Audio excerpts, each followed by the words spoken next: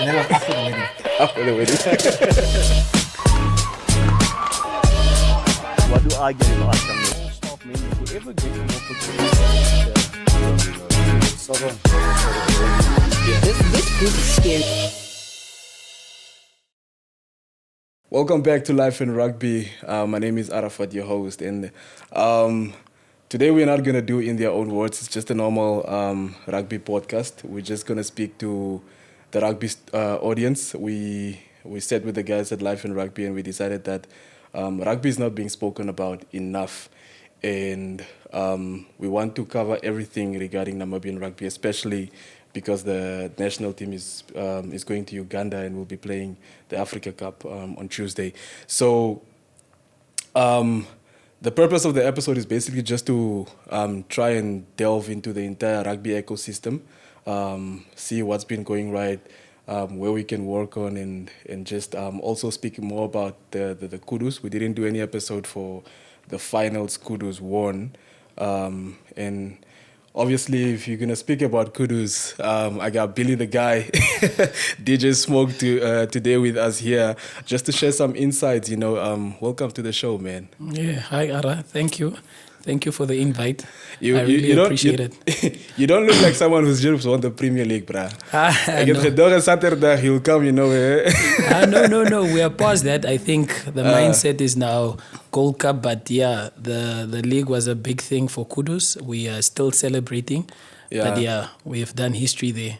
It's funny, last year when the Reserve League won, I would have expected the Premier League, because when those guys won last year, they had like the party carried on like I think 2 weeks after that. But this year there was a whole parade. He took the cup to different schools. What's the mood like? Is it still like a winning fever mood, or is that subsided now? No, I don't think it has. I think the guys still know what they did. It's something that nobody at Kudus ever did, because you need to understand. This has been a 3-year plan, or they've been in the semi-final for 3 years. It's their first final ever, and it's their first win. So it's very big for Walfish Bay. So I think it's still at the back of their heads. They are still celebrating when they walk in town. Kids are still running up to them. They are still signing autographs. So yeah, it's a good fever there. Kudus is a big thing there in the coast. Like it's if not the biggest thing for Walfish Bay. When we arrived, I've never seen a crowd so big for rugby. You saw it at the finals. Wanderers is from Windhoek, Kudus is from Walfish Bay, but the crowd, it was blue. It was blue. The people take a lot for rugby. They take out a lot. They traveled. They came to support their team, and they waited for us because we slept overnight. We only traveled the Sunday. So when we got there, we had a parade in Swakopmund because we have a few players from Swakop. Yeah. And then we went to Walvis, drove around Walvis, went to our sponsors, a few sponsors. One of our sponsors, Blue Whale Hotel. And then we went to Naraval. And it was big. Nee. It was very big. That's what they posted on Saturday, the day of the finals. I posted that if Kudus are going to win against Wanderers today, it will probably take the same mentality of Johan Diergaard's UNAM, 2015, 2017. And that mentality of, I don't care who you are, waarin die wees jy, ek waarin nie hoeveel keer jy vir die Welwitschers gespeel het of die national team gespeel het, ek wen teen jou vandag. And I want to go into the mentality of Kudu Rugby Club players going into the finals. What was it like? I think a lot of people have this perception that it was luck. We won the finals, but through luck. But it wasn't luck. We prepared. We had about 12 hours of video sessions. We had about, 19 hours of field sessions. And we really went into every detail tactically to play against these guys. We checked their lineouts, we checked their scrums, we checked how they play, the movement, everything. So, and with Roger Thompson, the director of rugby, he brought in one thing at Kudu Rugby Club, which is believe. Yeah. I think if you see the guys, they've been to a semi-final for 3 years, but you would think they never had the belief. But Roger brought in that belief that you can win. Yeah. Even if it's your first time, you can do it. You don't need to go into a final saying, I've never been here, I don't know how to deal with a final, but you can do it. And he brought in the belief. We tactically did everything that we had to do to prepare ourselves for the finals, and that's how we won the finals. It was not a thing, the better team or what. We prepared for the finals. That's the reality. And I think it shows, because usually UNAM, playing against a UNAM side means that you have to play 80-minute rugby. And I think that's one thing that Kudu's did. I think had you guys gone out of the match like by the 60th minute, I don't think you would have won it. But in terms of like coaching-wise, how did you prepare for UNAM, bro? For UNAM? Yeah. UNAM, we knew two things about UNAM. They had a good pack. Their scrums are quite good. I think we played them our last league match. We played against UNAM. Their pack was quite good. Their lineouts, they disturbed a lot of our lineouts, and they won their lineouts quite good. But like I said, we had video sessions, and we realized that they only had one jumper, one thing. Yeah. Their number 5, their captain, was the only jumper they had. Is Captain Wayne? Wesley. Yeah. So we really concentrated on how to beat them there and how it can advantage us against them. So we changed our lineouts a bit. Yeah. We concentrated more on shorter lineouts, quicker lineouts. We didn't really spend time on the lineout. Like if we walk onto the lineout place, we go up. We didn't really wait for them. So, and gameplay wise, we said we're not going to play in our 22. That's one thing. We don't want to spend time in our 22. Most of our rugby, we're not playing their 22. And Kudus, we can score tries. Yeah. We can score tries. And you saw we had so many beautiful tries from our wings. And our man of the match went to the inside center, Nando. He had a good game. And he didn't play. Unfortunately, he couldn't make it for the semis. He had to travel. Yeah. At finals, he came and he showed up. And remember, we were the champs. Yeah. One thing our coach told us is we can't go into a semi or into a final saying, oh, we are playing against UNAM. UNAM should come to the finals and say, Young, we are playing against the champs. Because Kudus was 2024 champs. Yeah. We were the champs. We didn't fear them. Yeah. They had to fear us. Yeah. And I realized UNAM also didn't use their forwards, the bench. Yeah, it's sad. It's sad. I think they put on their prop, their front row, 78th minute. If they brought on those guys 50th, 60th minute, something, because they had Victors, the two Victors. The other Victor is a Premier League prop. Yeah. The other Victor has played second team for quite some time. So they could have done some damage, but maybe they didn't trust their players. I don't know. And you know, when the games finished, which was funny because Kudus as a head coach, right? The games finished, everybody's so hyped up. I remember I was with Diego outside. That was Diego the motor fit. The guy was showing off, bruh. Like it was such a vibe outside, you know. But one thing I noticed is that everybody kept on talking about Roger Thompson.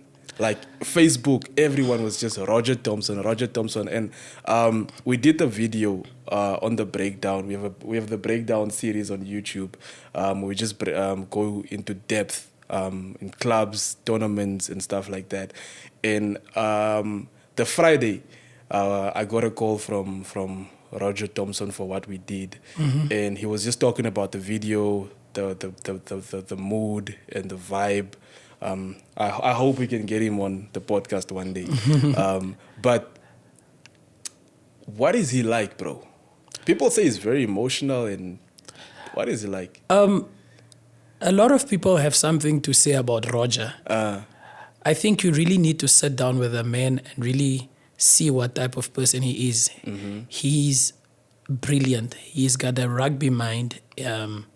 He sees things that you can't see. He motivates you in ways that you don't see that you're being motivated. And yeah, he's something special. Whatever he did at Kudus, like I said earlier, the belief, he brought in the belief. And when he brought in that belief, the players respected him, and they saw that this guy came here for something good, change, which was the winning formula, I think, for Kudu. Yeah. But he's something else. And the emotional part, I don't think I think he's very passionate. Yeah. And you know what brings passion? It brings emotions. That's him. Definitely. That's Roger Thompson for you. Yeah, just go. I think we should treat Roger like gold. Yeah. It's somebody we can't lose. Let's forget about the past. But currently, with the state that he's in, where he's at, what he has achieved this year, he's the first director of rugby that won the Premier League and the Reserve League. So you should understand, what he has done there. I think the talent is there. You see the rugby brain, you see the brilliance, which is what I want to touch on.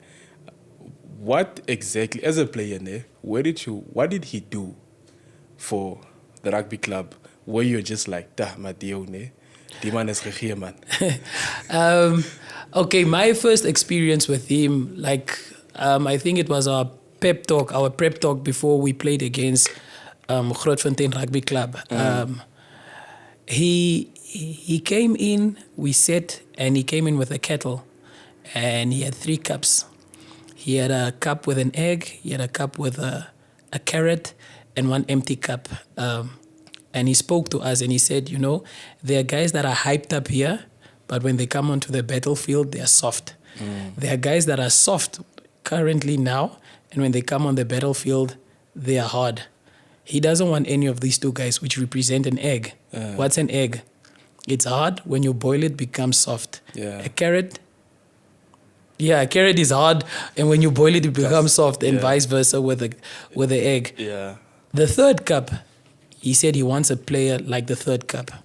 The 3rd cup, he put in coffee and the hot water, and he said you must be able to blend, to balance everything, to blend to the situation. And I was just like, for somebody to come here and say these things, should have seen how the guys were hyped up. The guys knew that, okay, if I'm soft, let me become tough here. If I'm hard, let me become soft. Let me try and get a balance. Let me approach the game in this way. And then emotions don't take over. So, Roger is, everything that he does, it's on point. It's very tactical. Yeah. It's like I said, he's got a brilliant rugby mind. So he's just something else.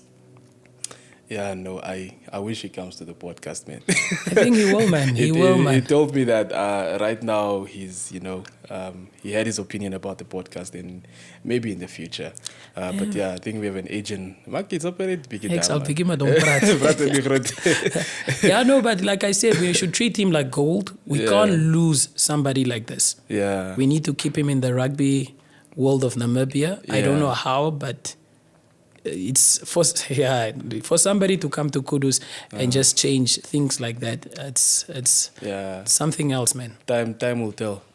Time will. After the finals, Jack Tron, there was a video posted by Eagle FM, and Jack was talking about he wasn't happy with the ref, and obviously watching rugby a lot, that so many things are happening at the same time. So it's like almost impossible to ref rugby perfectly, but also what the best referees do is that they manage the game very good. So it's been happening that way where after every game, all these crucial games, the state of refereeing in Namibia is always mentioned. And I think from a player perspective, what do you make of refereeing in Namibia? From my experience this year, yes, we've had bad, I can't say bad refs. It's not right to attack the ref because the ref can only penalize you on what he can see. So we can't compare ourselves to test level rugby or super rugby because they have, they have advanced technology. They have, Certainly, yeah. Yeah, so we can only hope for the best, but we can't blame the ref. Like finals, for example. Yeah. What was the score? 54-37, I think. Yeah, if the score was maybe 12-10, you could really say the ref had some kind of influence. Yeah. A gap of 15-20 points, really. Yeah. He looked, our homie looked like a sour loser. Yeah, for me as a captain, I will take the loss on my chest and really, but to blame the ref, no, man, it's very unprofessional as a captain. But that's also the thing is that he said, hopefully the union takes action. But then the clubs need to ride with they need to bring their dissatisfaction. No. And then tell the union where to take action. I mean, you can't expect NRU to look at the rugby game and say, "They was sleggy." The club must bring, because there's most proper channels. I think the clubs are complaining. I think the clubs are writing mails. Yeah. We also had a few experiences where we felt the ref was against us. Yeah. We weren't happy, but we never blamed the ref at that point. We took it up the right channels. We write to NRU. Yeah, our fans. One thing you must understand about Kudu fans is they're passionate. They love Kudus and the community. It's one thing. You can't break them. Yeah. But you can't associate what a fan has to say about Kudus and say that's Kudus. That's the club. It's a fan. He's a fan. He's not a player. I think we understand that. I think so. The reality is that the clubs are complaining. They are writing mails. They are using the right proper channels to complain about these things. I still believe the union can do something about it. If we need to better our standards, let's get refs from outside. Let's involve World Rugby. Let's get more seminars, more training. Let's send a few refs out. Let's use these small things. I think we have a neighboring country that's willing to help. I think if you can send these players out, these refs out, it will become better. But for us to blame a ref because he can only judge on what he sees at that point in time, I think it's very unprofessional. Yeah. And to come from a captain, Yeah. Paul Williams said it best, that there are just so many things happening at the same time for a ref to see everything. Even the TMO and the linesman and the ref himself, there's just so many things happening, bro. You are watching offside line. Yeah. It's the ruck. Is somebody playing the ball on the ground? Yeah. You're watching so many things. And you don't have assistant. Only your 2 assistant refs. Like I said, we are not yet on that standard where we have screens and TVs or we can go back to television, Yeah, like again, everything just comes to the NRU and what decisions they make and what actions they take, But another thing I want to touch on is when you speak about the state of refereeing, like just listening to you right now, a lot of them are systematic challenges that we have. Because when you start speaking about we don't have all the equipment necessary to be able to give like a proper officiate to officiate games properly, you start looking at the core issues and the systems around Namibian rugby. And there's something that I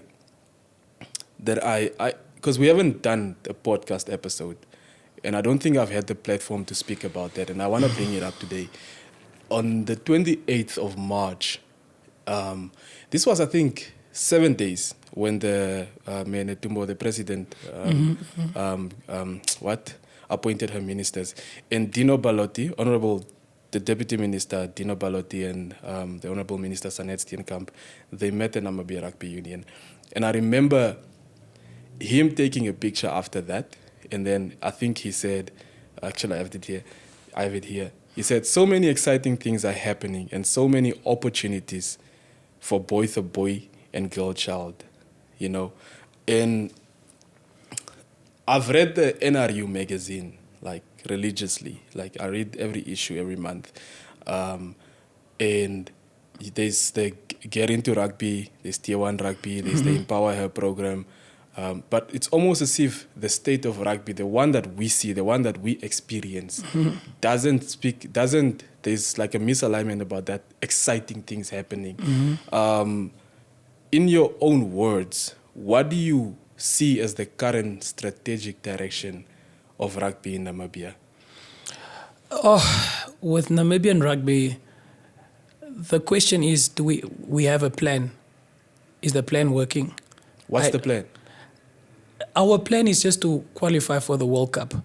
So it's That's the the plan. Rugby World Cup. It's just model. that. Yeah. But what do we do to prepare ourselves for a Rugby World Cup? Is our aim just to qualify each year for a World Cup or to get a win or to grow the brand in Namibia? Because if you realize something, what happens after a World Cup? We snooze. We snooze. With snoozing, what do you lose? Typically we snooze. This year we got Portugal, bruh. How did we get them? No. I'm saying that How did we get Portugal? How did we get Italy? because they were playing South in the Springboks. Yes. Now, there was one comment that the CEO made. I think a few weeks back. Something about All Blacks. Few weeks. I don't know whether it's that. He had an interview with Eagle FM that was circulating. Maybe Yes. where he spoke about the scrums and... No, when he spoke about the budgets. Yeah. Spoke It's about that. the $1 billion budget that the All Blacks have and the 7 million budget that Namibian Rugby Union has. Now, my question is, as a CEO, why are you comparing yourself to a tier 1 country or a tier 1 nation? Why are you comparing yourself to the All Blacks? Where should you compare yourselves to guys on our level? What position are we currently World Rugby ranking? I think 27th now. 25. I think 25 for. Because Zim is 26. Zim is 27. You need to compare yourself with nations that are there. It's Portugal, Spain, Georgia, Canada, Uruguay. How are those countries growing their brand? How is their plan? Is it working? That's where we need to, set our standards and compare ourselves with these guys.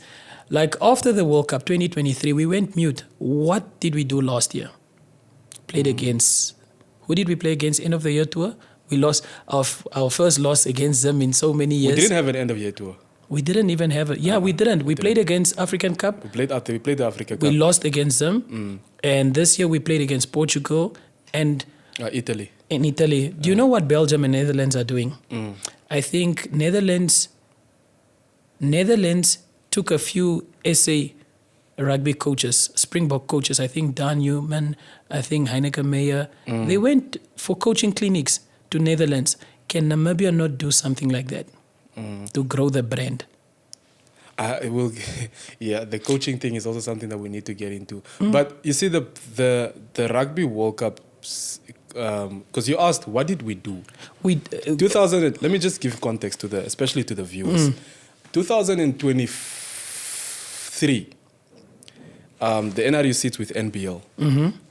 We give 19 players with an option for more semi or full-time contracts to participate in the Mzansi Challenge Cup. Yes. And I remember, this one I'll never forget it. The president of the Namibia Rugby Union said, we want to professionalize the sport. Yes. Right? That was 2023, before the Rugby World Cup.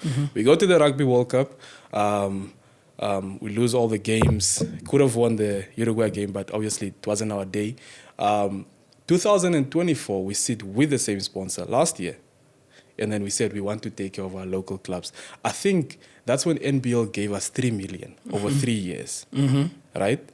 And then in that, we get the Alistair leaves. Yeah. Ja comes in, Sergio de la Harpe. The coaches. Yeah, Chris Anderborn comes in as head coach, yes. And then the conversation moved immediately to the Africa Cup. So now we get the franchises in, the SA franchises in, and we say, let's focus, let's get the domestic players, the best. Out of the 207 players that we field in the Premier League every weekend, we'll take this 50 squad that we'll put maybe in the high performance center, or the coaches will work closer with them, right? So these domestic players play these SA franchises. Some of them make the national team. They play Portugal. But the plan for everything, even when Jack came, was we need to get these guys. We need to prepare these guys for the qualifiers. And then after the qualifiers, we need to prepare these guys for the Rugby World Cup. Okay. So the conversation is still the same.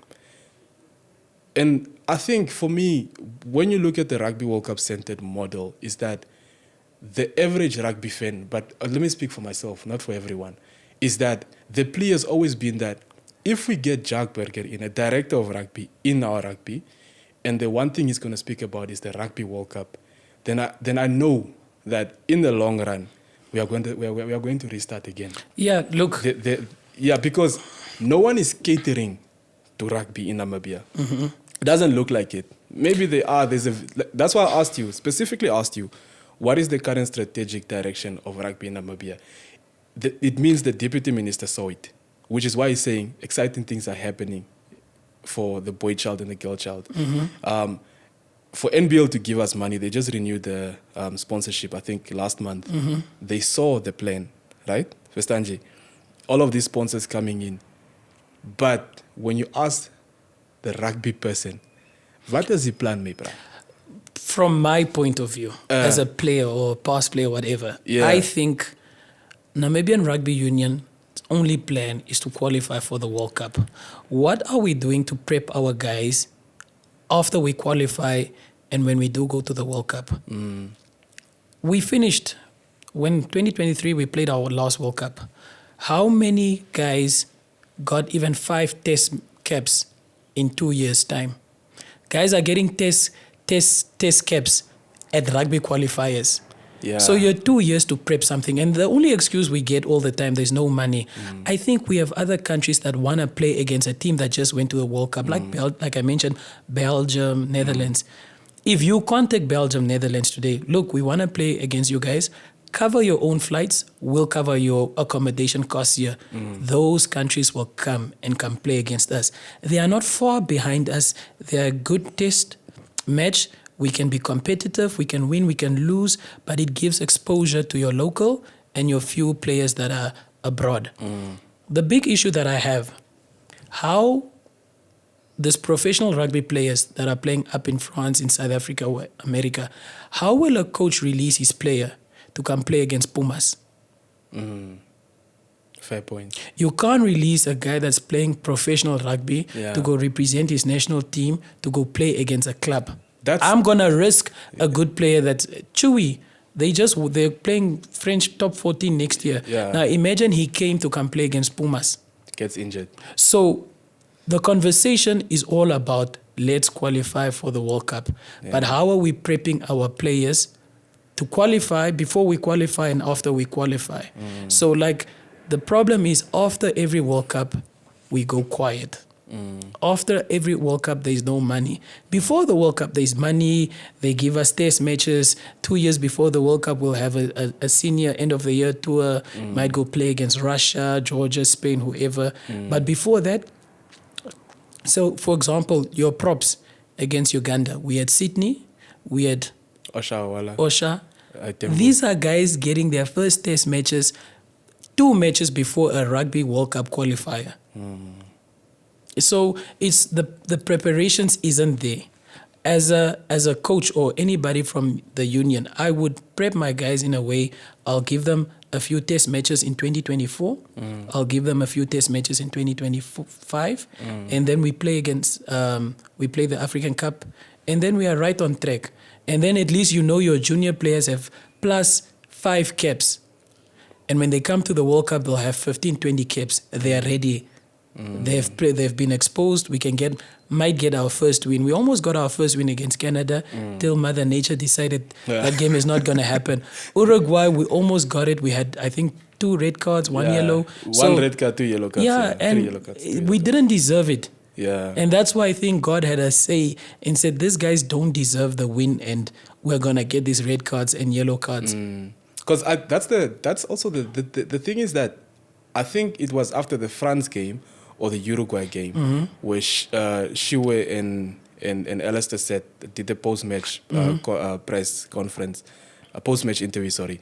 And Alistair was speaking about just the player pool, the lack of tight heads in the country. He was speaking about the lack of test matches if you compared. Yes. But I loved Shiwe's one because Shiwe's one was...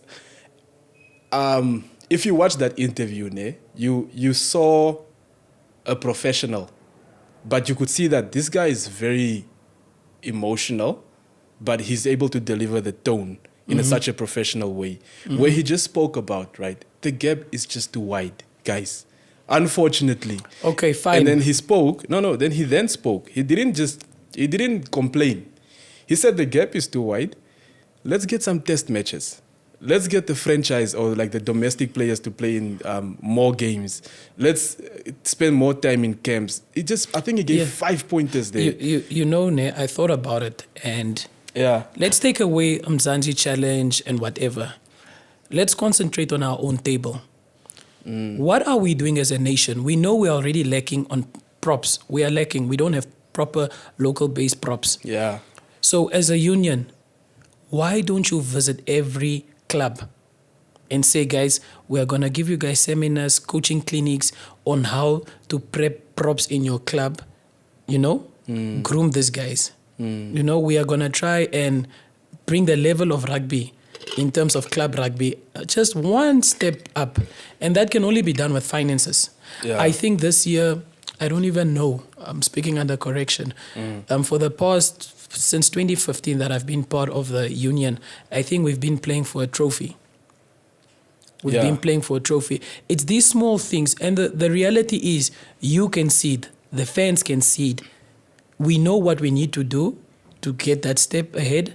But the union, the guys that are put in that position to do these things can't see it. Yeah. When last did you see the union send a few coaches to the coast and say, guys, the reality is we don't have props. You guys have props.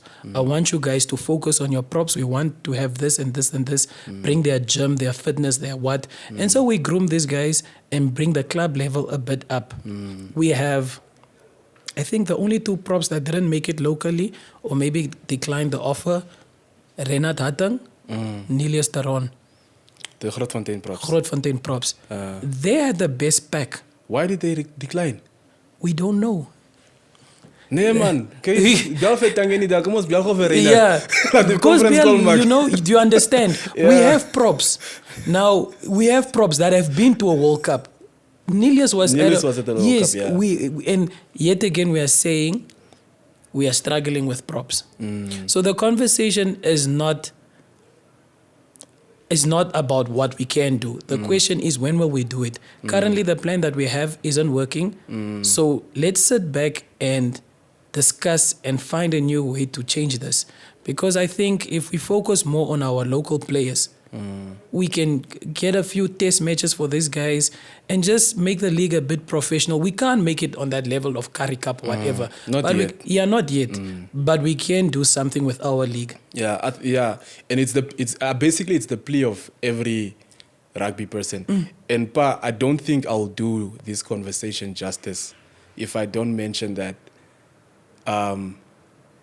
we are tired of concerned groups. Yeah. Because what they do is they form concerned groups, and I think maybe it's people around or inside council member structures, and then they, what happened in 2022 when Corey Mensah's board resigned, and then the new board came in, just to come manage the Rugby World Cup cycle differently. The core issues, the systematic issues, it's so bad now, bro, that it looks good, but it's so bad. With the honesty it deserves, that you back your local coaches, and 7 months into backing them, he says, guys, I'm quitting, but I have to take my real job serious. So now, 2023, we are, the situation after we lose a rugby game. Yes. Our players walk the 85. 2027, our players walk the 85, and our coaches walk the 85. So the growth is not showing. Yeah, and the only excuse that we'll get is we don't have money. Yeah, we don't have money. But then why call the sponsorship strategic? Then what is strategic about these sponsorships? And I think I'm sure people that are watching will speak about this. And rugby in Namibia just needs honesty. I think we've left it too much for people in the boardroom and people around council member structures to make decisions for us. And when we speak about these issues, a lot of people end up saying that we're being negative and all that.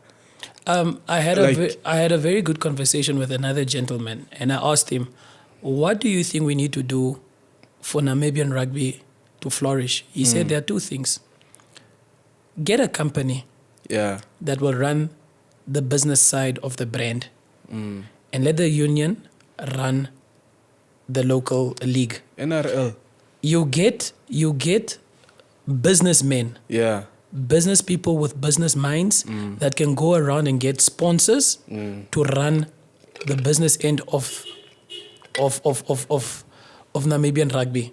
Yeah, they'll manage the money, And you have your director of rugby through your Namibian Rugby Union that will manage the local players and the national team.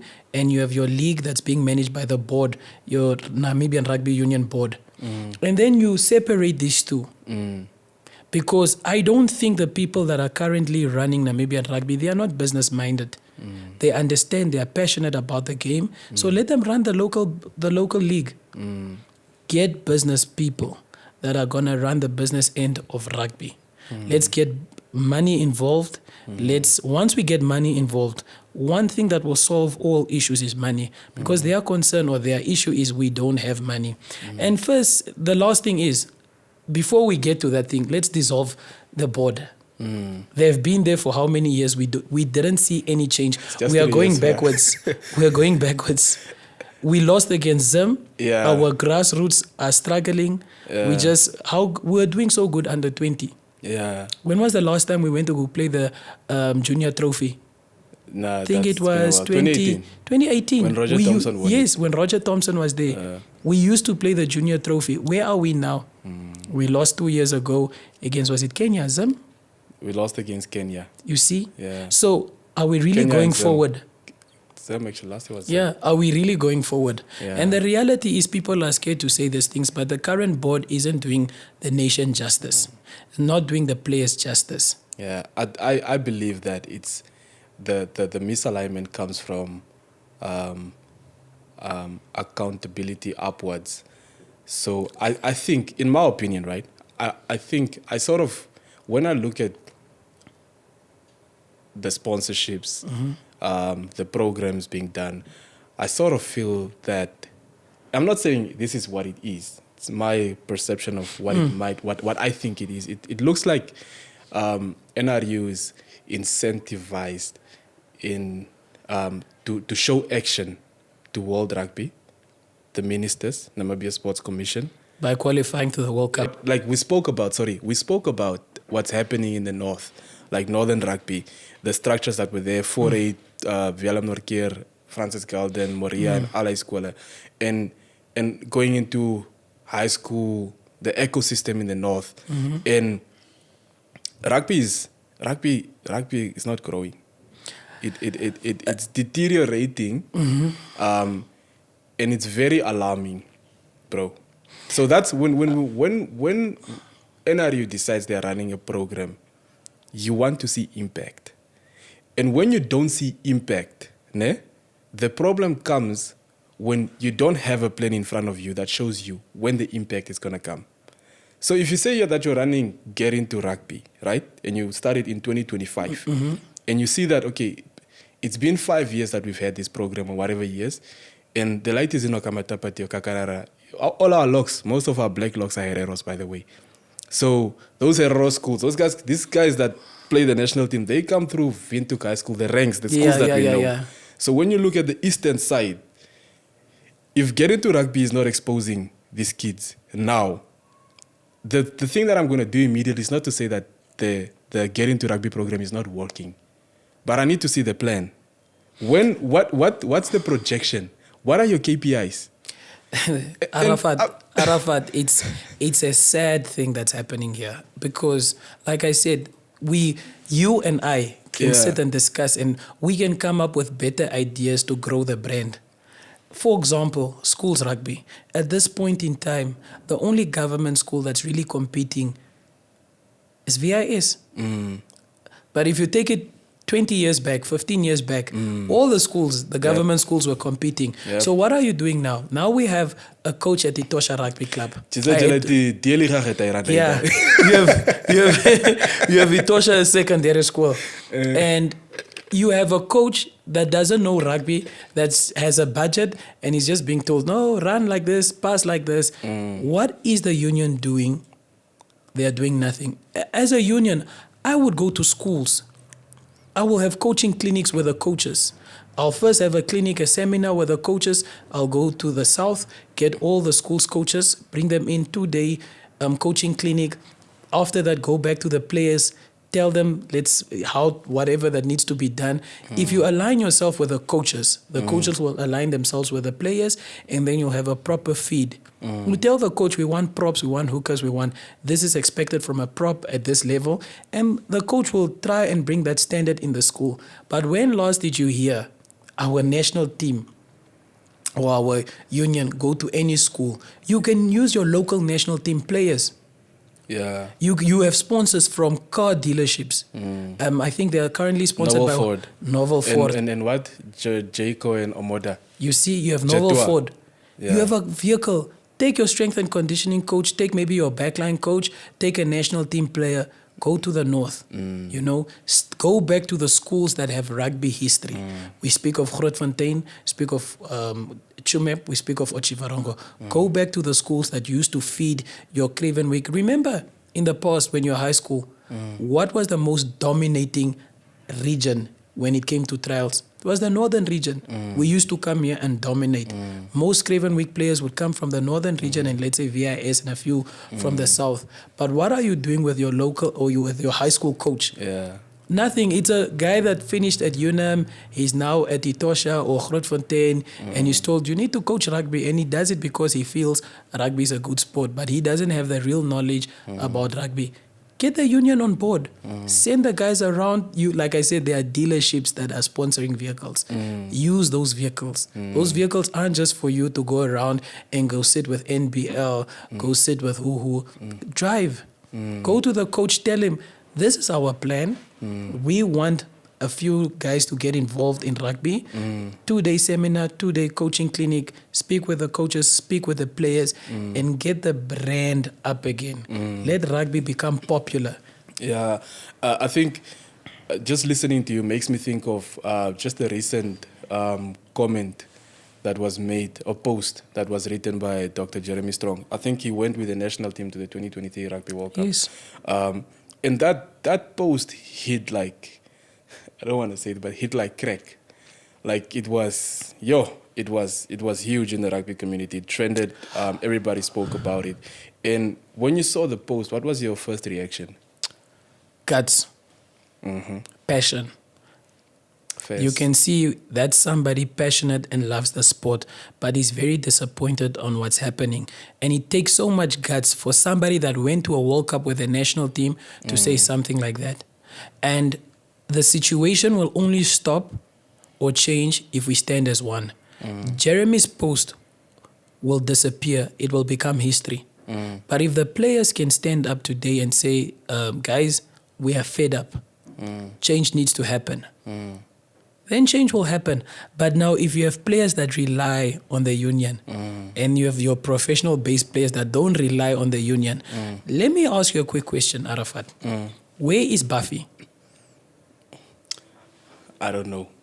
I think personally, I asked I the don't... CEO last year, because when we're speaking about visibility, about why is the national team captain not visible on NRU platforms, and I think what was said, because taking into consideration what happened against France, the abuse after injuring Dupont, and then it was like, I think it looked like he was taking a break from the national team. I don't think so. Yeah. I think he's fed up.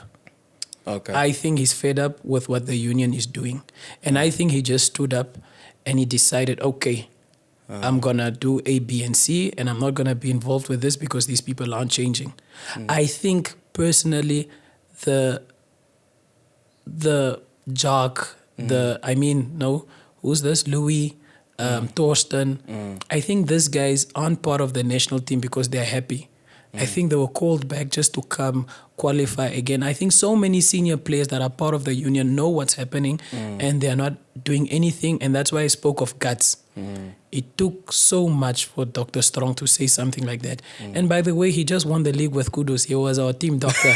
Just need to say it. He was our team doctor. And he saw what's happening at Kudu Rugby Club. And he got fed up with what's happening at the union and nobody is addressing it.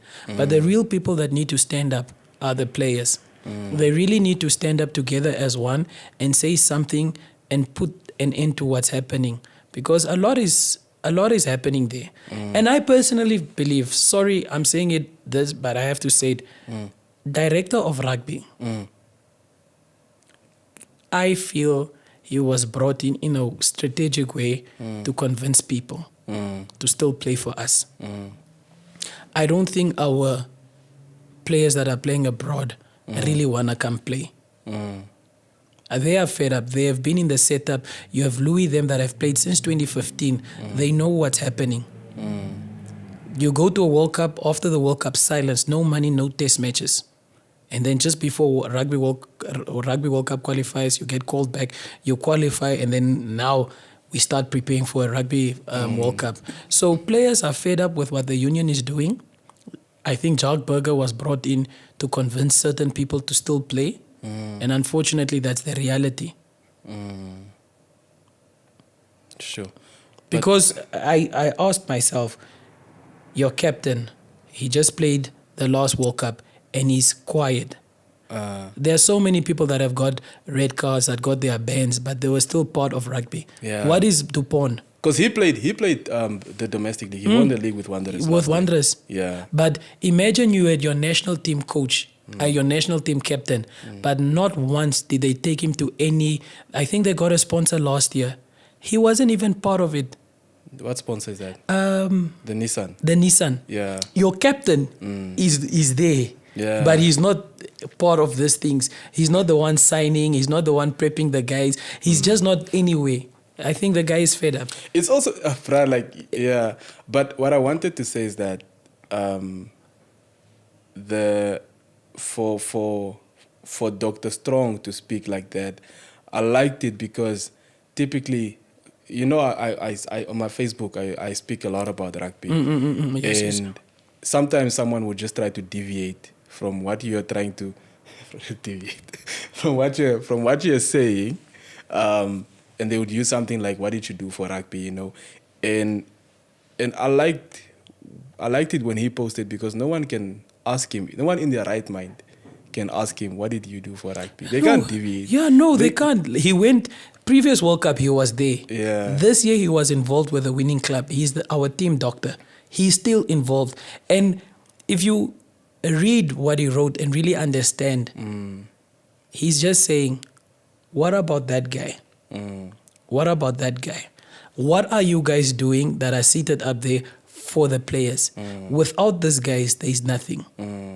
Like I said, everything that the union does is to qualify for the World Cup. And the Rugby World Cup. And the thing is, when we qualify for the Rugby World Cup, World Rugby funds us. Yes. But the funding doesn't impact you as the reserve league player. No, it doesn't. Yeah. Or I read, Premier League player. I think their policies are very clear. Yeah. Their sponsors are there for the national team, not for your local base teams. So it is the union's responsibility to get local sponsorship. For the local That's why you players. see, for example, Curry Cup. Yeah. ABSA Curry Cup. One of their local banks is sponsoring their local leagues. We don't have anybody that's sponsoring our local league. We are just playing for Namibian Rugby Union Premier League final. So these are the small things that we need to change. I'm really happy that somebody like Dr. Strong will really stand up and say something like this. It really just shows that there is a lot that's not being said, and it takes guts. Yeah. For example, let's take a player like Max. If Max had to say something like this, the man dang was a broad. Yeah, the man he would. I said with Max here, bruh. Yeah. Before the Rugby World Cup in 2023, I interviewed Max, but there was also a certain level of responsibility that I needed to take to not ask Max dumb questions. You can't, because I know it's just it's the mindset. It's so fragile. You don't know the implications a national team player that is currently in the setup, what he might say if he doesn't like something. You don't know the consequences of the severity of the guy has punishment. the guy has a fear of being dropped because he said something that will piss somebody off, and the truth really hurts. And if we can get players, let me ask you for a favor. Your next episode, please get an old player on this And that's, really, an honest player No, that can... she looked at me because yesterday in Metro, Who did- I saw Waka. So my wife, I saw Waka, and then my wife is like, "Look at Waka." And I was like, "Yeah, I see." But I was acting cool. Next moment, she sees me tapping him up, like dabbing him up, and I'm like, "Arafat Shiriange, founder of Life and Rugby."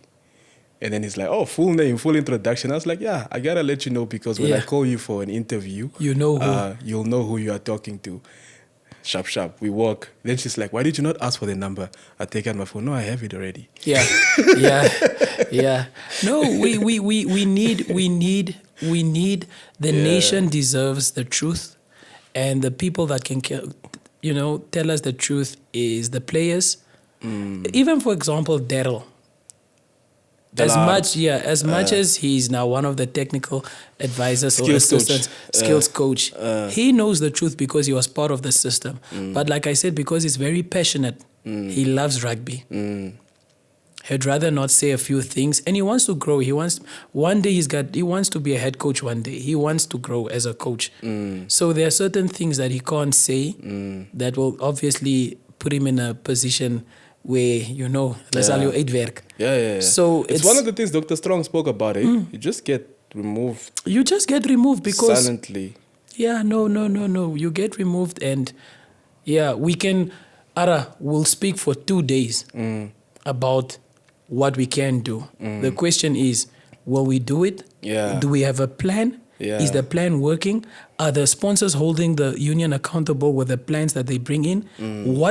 Why aren't these plans shared to the nation? Yeah. Tell us where we are, what is our direction, what is NBL sponsorship gonna work on? We never get told these things. NBL just sponsored. It's going to support us too. Ford Novel just sponsored us. What is the plan with the vehicles? Is it I believe these vehicles were sponsored to reach places that you guys can't reach. Grootfontein, Reebord, Swakopmund. How many coaching clinics did they have in Swakop this year? How many coaching clinics did they have in Grootfontein? How are you going to convince Nilius, Renat, Johan Lutter to come play for the national team? Were you there? Did you test the guys? I think they were tested at the beginning of the year, just a normal test, and that's it. I can tell a few years ago, before COVID, Eugene Yankees was driving an NRU car. I think Maxim also used to drive that car. To maybe practice and what? That mobility that players had also was very crucial. But yeah, like you said, ons kan vir 2 dae praat and we're not going to get anywhere with this if the players don't stand up. Yeah, the players don't stand up, and if people are also held accountable. Yes. So let's rather let's move on to focus on what we can talk about. We both love rugby. We are going into the Africa Cup now. Tuesday we play against Senegal. What's your reaction from the playing group about the current squad, and what do you think? To be honest, Neara, we have a good squad. Yeah. We have a good squad, but there are a few ups and downs, a few soft moments. We need to sort out 2 things. Yeah. Firstly, our scrum. If we're aiming to play against Zimbabwe, we need to focus on our scrums and get a better pack that can scrum. I don't know what they need to do. They need to focus on that scrum. And secondly, we need to focus on our lineouts. Our lineouts were very disappointing these past matches that we had. If you saw your stats, it's the jumper couldn't get the ball, the throw wasn't okay. We need to sort out these 2 things. Do you think players like, just to before we move on to speak a bit on the lineouts, what do you think the impact a player like Torsten and Tian de Klerk, what do you think the impact these 2 players are going to have in terms of our lineouts? Yeah, they're playing in a professional league. They're professional players, so their experience and skills can come in and help these guys. But what about the Max? What about the Louis? What about Armand? In terms of depth now. Yeah, it's just to grow our group and have a few players that have different ideas, different, like I said, experience and skills, and to help the team, and it's needed. We really need this. It's that's why I said the group is quite big. It's quite good. And I think we have a good team that can that can get us to the next World Cup. Yeah. The only issue that I have is we have too many soft moments. Yeah. And you know what happens when you have soft moments. Teams will penalize you. So we really need to work on detail. Tactically, if you saw the game against, who did we play? Italy. You know, phases, 6 phases. You can't even maintain 6 phases. And the other thing that I wanted to say is, what are we doing actually to create a group which has proper props? Because like I said, the only way to win a match is through set pieces, your lineouts and your scrums. Now, the only 2 props that are playing abroad is Haitembo and Aranos Kotia. Aranos. Yeah. Who are your second team, your third best and your fourth best? So you have Jason Benade. So then either between Sydney Alupe and Osha Wala. I don't think Sydney has played rugby this year, except Uganda. He's not signed by any club. Yeah, he played Uganda, right? He played Uganda. Yeah. Ola, Awala. Now, what if something happens to these 2 guys? Someone mentioned is like the depth is very. We don't. One red card in some positions will really change the direction of the Africa Cup. So these are the things that we need to now fix. It's your scrums, your lineouts, but overall the squad, it looks good. We have Richard Hardwick, we have Jan back. Who else is back? We have Tian is in the squad. So we have a few guys that can make. Torsten is back. So I think we have a great chance. The finals, if we do make it to the finals, I think we will. We have an easy route to the finals. Yes, it is. Yeah. We have Uganda first. We have Senegal, then we play either Algeria or Ivory Coast. Yeah, so we are okay. No, we are good. But the finals, on that day, Arafat, if it depends who pitches up. Yeah. If we have a bad day and they have a good day, they will go through. Yeah. So we need to be focused. We need to prep well. We need to understand the magnitude of this. And the coaches really need to find the winning formula in these 2 matches. Yeah. There's something that we also that we're not speaking about. It's if we don't make it to the finals. To everyone who doesn't follow rugby in depth, if we don't make it to the rugby, if we don't win the Africa Cup, there's still a wild card, which is the Repechage Cup. So I see yesterday Sri Lanka won, and the 2 Asian teams were playing this morning. So we might still go play either Sri Lanka or some team there. I don't know, I forgot the other team. Remember, Sri Lanka played against the under 85 kg All Black team. So they are even pushing their players to play a bit, get exposed to professional rugby. So it's not easy. It's not going to be easy for anybody. There's a guy from Kenya who said that Africans, we are cursed when we go to that repechage. Because he doesn't understand, bruh. We play against Namibia, we lose 20-point difference. We go and play countries that are even ranked lower than us. They want to hear bro. Yeah, no, it's prep. It's preparations, they know. But I think we have we're in a good state. In terms of the team. In terms of the squad. The squad, yeah. We have to see how they play. We have to hope they are preparing quite well for this. Yeah. And we need to understand how big this is for the union, because for them, this is the biggest thing ever to qualify for the World Cup.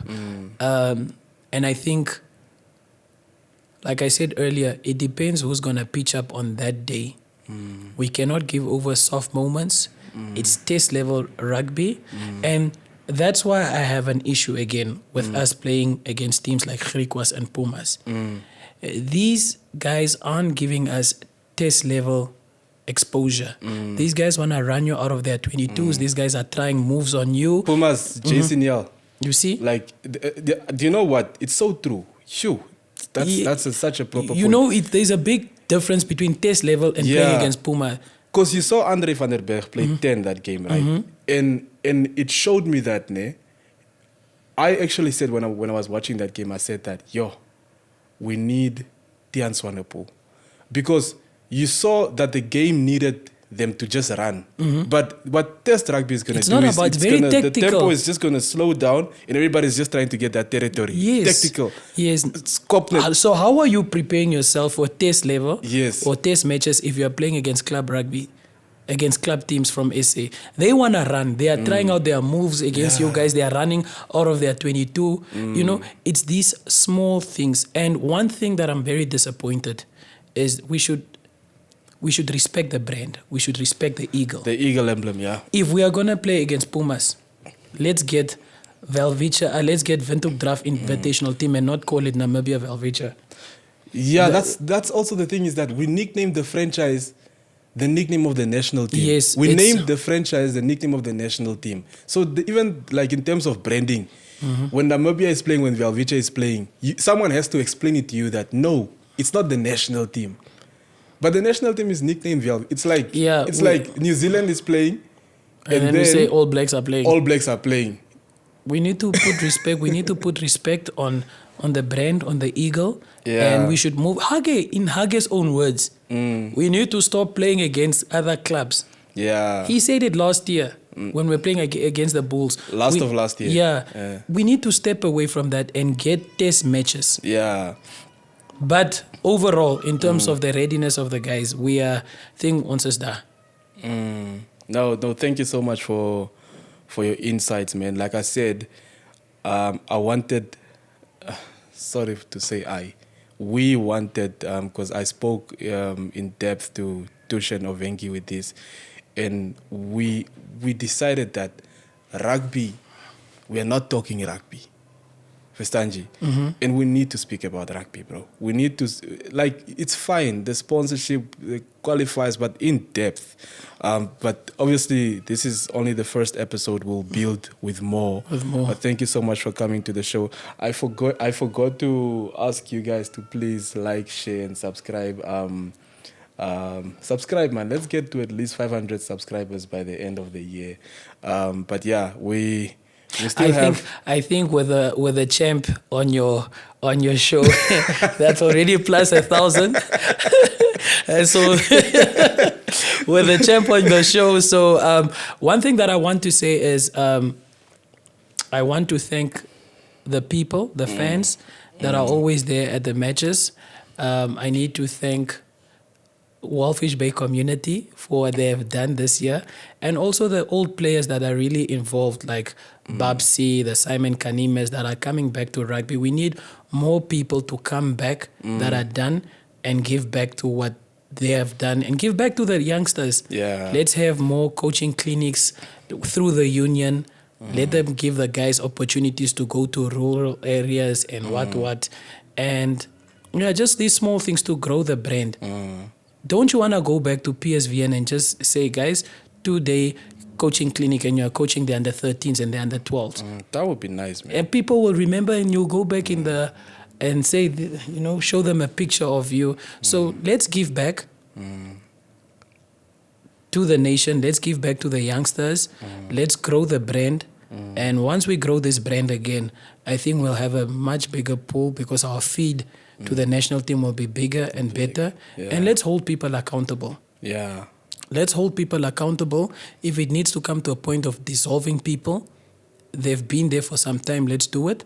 Let's bring in fresh heads, fresh ideas, and let's move towards becoming, back to our top 20 rankings just there, 19, 18. Let's do better. We are now 25, you said. Yeah, 25, 26. You see, we were 24, 4 years somewhere ago, I think 18, 17. Yeah. I think 19th. So there's something, we are going backwards. Yeah. So there's a lot that we need to do. And thank you for this opportunity, Ara. You need to get more people on this show. Yeah. People, the fans, the people, the rugby community Yeah. really need to know what's happening. Yep. People don't know. Yeah, that I actually wanted to say that we are shooting In Their Own Words. We'll be back with In Their Own Words after this episode. We spoke to some of the guys that we spoke to are currently with the national team. I think they're traveling today or tomorrow to Uganda.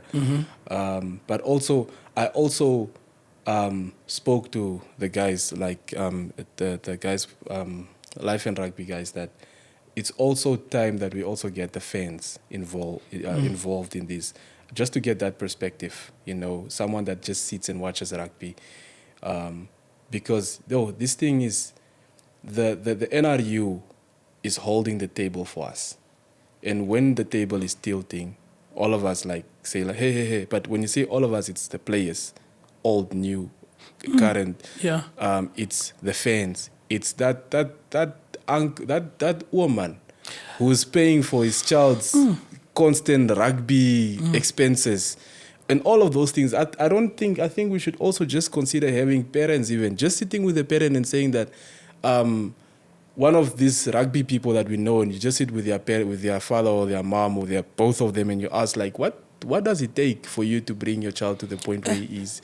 Look, that's what this platform is about. And I think if people look at us as trying to stir drama and speak negative, they are purposefully missing the point. I think we are trying to build the brand in such a way where we cater to the core needs and amplify the voices of the people involved in the rugby community. So if people are not saying what you don't want to hear, they're not being negative. Maybe just don't harden your heart towards what people are saying. Maybe just try to understand them and not trying to work with people only if they want to push your narratives. Right? So let's consider those things. The fans, imagine a Wampia sitting at the stadium and we're watching Italy and the Pumas give us a hiding. Imagine if we could get a Belgium where it's going to be a competitive match. He's going to go back and say, okay, we won or we just lost with 2 points, and he'll want to come back and come watch, It's these small things, and it's all about the plan. Is it working? Isn't it working? Can we get a plan that works for the players and for us, the fans, to be interested and to get back and get involved? And you never know what I can do for the national team. I can go kill 20 cows and say, "Fat it, 200 days and grab some at me." That's the reality. And with these little conversations, people will understand where we stand. Yeah. Where we are with rugby and where we want to go with rugby. And maybe certain people seated at home will see this and realize that there are people worried. There are people that still love the sport. There are people that are passionate. And there are people that have guts like Dr. Strong. But Ara, thank you. Yeah, no. Life and Rugby, thank you very much for this opportunity. It was really lovely. I wish you guys bring me back again. I'm loving this. You say we should call it the Jimmy Show. Yeah. People might not be happy of things that I said today, but the uncomfortable talks need to be spoken of, I actually never told you this, ne? Last year when we shot the finals, was it last year or 2 years ago? When we shot the finals, we're in ShopRite, my wife and I, and then this guy came and he's like, "Yo, love your show, bro. You see? Please bring Jimmy back." Yeah, he said it. Yeah, ask her. Well, it's a sign. It's the Jimmy Show now, guys.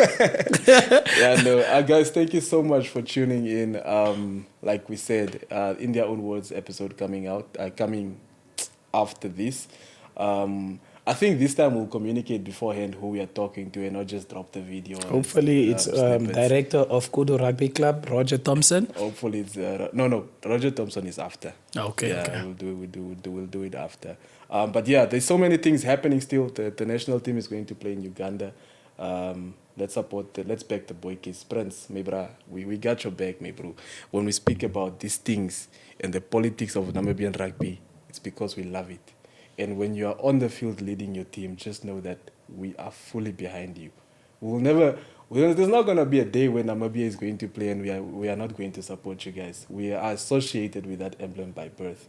So we got your back. Please lead us to Australia. And also for the local guys, the NRU Presidency Cup is coming up. The Silver Cup is coming up. The under-16 Krenkoma Week lads were doing well. I think they lost yesterday against Zim. It's the one I was talking about. The Presidency Cup. Gold Cup is called Presidency Cup. And then women's rugby, we've also sent 2 invitations to people to come and sit and talk to us. One said we'll do it at a later stage, and then the other one said that we still didn't get a response back, sorry. So we are also hopeful that we can just get to dive into women's rugby and see where it's going. I see that there might be something coming up. I saw Instagram channels being opened up. So there's so many exciting things happening, you know, and in terms of us going to watch rugby. But yeah, thank you so much for tuning in, and we'll see you next time.